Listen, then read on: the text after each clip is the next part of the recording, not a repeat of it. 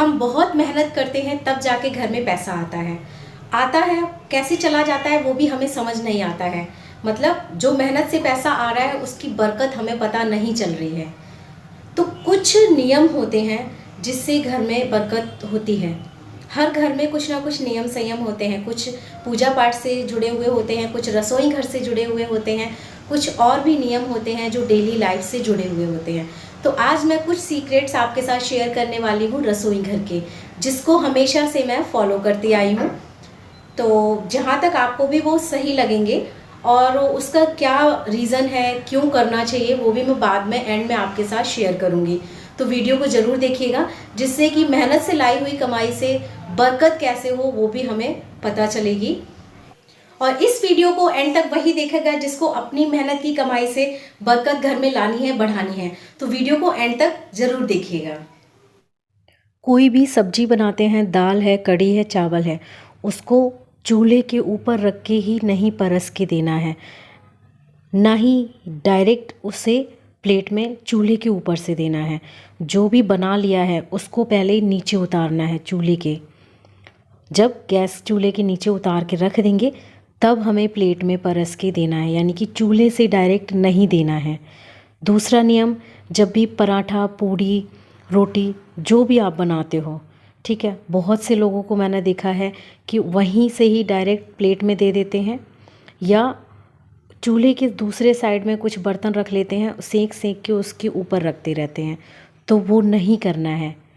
आपको कोई एक बर्तन होता है, जैसे कैसरोल है या कोई भी आपने भगोना है, कटोरा है, जो भी बना रखा है, उसमें पहले एक साथ इकट्ठी करके रखनी है। उसके बाद फिर उसमें से आपको प्लेट में रख के देना है जिसको भी खाने के लिए दे रहे हैं। अब खाना बन चुका है, तिबाई और बेलन पे इस तरह से देखिए आटा चिपक जाता है। मोस्टली लोग क्या करते हैं कि इस तिबाई और बेलन को जूठे बर्तन के साथ में रख देते हैं धोने के लिए, सिंक में रख देते हैं। तो वो नहीं करना है, क्योंकि इनका जूठापन ख़त्म नहीं होता है। लकड़ी का जूठापन कभी भी ख़त्म नहीं होता है। तो जिस बर्तन में भी आप आटा गूंथते हैं उस बर्तन में ही अपनी तिबाई को रख लो, बेलन को रख लो, थोड़ा सा पानी डाल के उसके ऊपर कुछ समय के लिए इस तरह से छोड़ देना है, जिससे कि जो आटा है वो फूल जाएगा और हाथ से ऐसे घुमाते रहना है और रब करना है, जिससे कि आटा फूल जाएगा और आसानी से ये साफ़ हो जाएगा। जिससे हम जूठे बर्तन साफ़ करते हैं, स्क्रब है या लोहे का जूना है, उससे हमें अपने तिबाई और बेलन को साफ़ नहीं करना है। आप थोड़ी देर इसको इस तरह से रब करते रहेंगे, वो अपने आप आटा फूल के एकदम साफ़ हो जाता है। तो ये कुछ छोटे छोटे नियम होते हैं जिससे हमारे घर की जो इनकम होती है उसकी बरकत बढ़ने लगती है और जो कर्ज होते हैं वो ख़त्म होने लगते हैं। कर्जे आपके सर पे नहीं चढ़ेंगे, क्योंकि ये मेरे और मेरे घर वालों के आजमाए हुए तरीके हैं। तो देखिए इस तरह से हमने क्या है, अपने तिवाई और बेलन को साफ़ कर लिया है। अब इनको उठा के रख देना है। तो आगे से गांठ बांध लो कि अपने तिबाई बेलन को जूठे बर्तनों के साथ नहीं रखना है, इनको अलग से ही इस तरह से साफ़ करेंगे। अब रोटी बन चुकी है तो तवा का क्या होता है, बहुत से लोग ऐसे ही रखा छोड़ देते हैं या चूल्हे के ऊपर उल्टा रख देते हैं, नहीं तो सीधा रख देते हैं। और बहुत से घरों में मैंने देखा है कि इस तरह से भी मैंने चूल्हे के ऊपर तवा को रखे हुए देखा है। तो ये आपको कभी नहीं करना है। आपको कोई एक जगह बना लेनी है जहाँ आपको चूल्हे से हटा के तवा को नीचे रखना है। अब हमने क्या है कि सारा काम करने के बाद हर घर में चूल्हे को साफ़ कर दिया जाता है सोने से पहले, ठीक है। तो हमें अपने चूल्हे को इस तरह से खाली खुला छोड़ के सोना है, मतलब उसके ऊपर कोई भी चीज़ नहीं रखनी है, कोई भी वजन नहीं रखना है अपने सर पे। जैसे कि बहुत से घरों में क्या होता है कि भगोना है, पतीला है, तवा है, कढ़ाई है, चूल्हा तो साफ़ कर दिया है पर उसके ऊपर रख के छोड़ देते हैं। तो ये सब चीज़ें नहीं करनी है।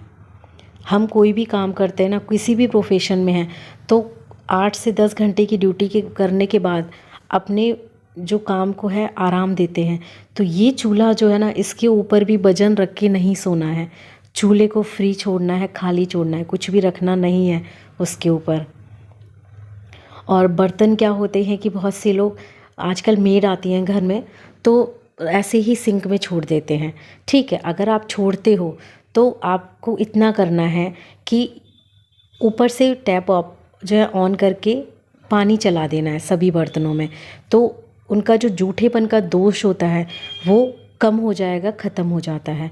और कोशिश ये कीजिए कि अगर आप रात में सोने से पहले जब अपनी पूरी किचन को सही से लगाते हैं, साफ़ करते हैं, तो सभी बर्तनों को अगर आप धो के रखते हैं तो बहुत ही बेटर होता है इस तरह से।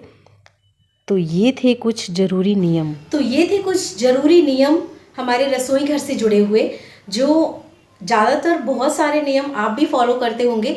इसमें से आप कौन सा अब तक करते आए हैं कमेंट बॉक्स में लिख के ज़रूर बताइएगा, और कौन सा आपको सही लगा है, कौन सा गलत लगा है वो भी ज़रूर लिखिएगा।